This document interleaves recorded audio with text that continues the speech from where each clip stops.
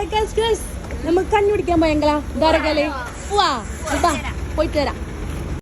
അപ്പൊ ഗൈസ് നമ്മ ഇന്ന് വേറെ അല്ല പോകുന്നത്. എവിടെ പോകുന്നത് ഞമ്മ പറഞ്ഞല്ലോ, കഞ്ഞി കുടിക്കാനൊന്ന് ഞമ്മ പോകുന്നത്. അങ്ങനെ ഞമ്മ ഇതാ കഞ്ഞി കുടിക്കാനിതാ പോയിക്കൊണ്ടേ ഉണ്ട്. അങ്ങനെ ഇതാ നമ്മളെ കഞ്ഞി സ്പോട്ടിലേക്ക് എത്തിയിരിക്കുന്ന ഗായ്സ്. അങ്ങനെ നമ്മൾ നല്ല സ്റ്റെപ്പെല്ലാം കഴിഞ്ഞിട്ട് ഇങ്ങനെ പോവാണ്. ഉച്ച സമയത്തായതുകൊണ്ടില്ല, നല്ല തിരക്കുണ്ടായിന്, ഫുൾ നല്ല ആളുണ്ടായിന്. ഫസ്റ്റ് ഒന്നും നമുക്ക് സീറ്റ് കിട്ടിയിട്ടാ. ഞമ്മ ഇങ്ങനെ അടുത്ത വ്യൂ എല്ലാം ഫുള്ള് നോക്കിയിട്ട് ലൈറ്റ് ഇങ്ങനെ സീറ്റ് ഉണ്ടാ നോക്കിക്കൊണ്ട് ഇങ്ങനെ നടന്ന് ഭയ ലാസ്റ്റ് കയ്യെല്ലാം കవ్വാല പോയിട്ട് കഞ്ഞി വന്നിട്ട് നമ്മൾ പിന്നെ എന്തിനു വെയിറ്റ് ആക്കി നമ്മളിതാ സൈഡായിട്ടുള്ള നമ്മളെ ബീട്രൂട്ട്, ചമ്മന്തിപ്പൊടി, അച്ചാറ്, തക്കാളിക്കറി, അങ്ങനെ 4 ഐറ്റം ഉണ്ടായി നമ്മളെ കഞ്ഞീൻ്റെ ഒക്കെ.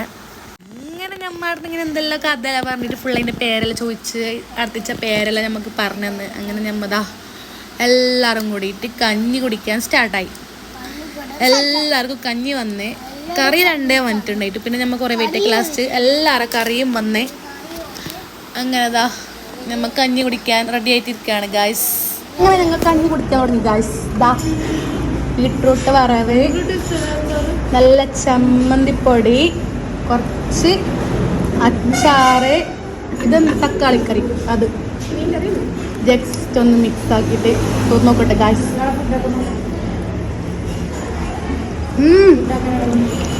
ഗായ്സ് കഞ്ഞി എങ്ങനെയുണ്ട്?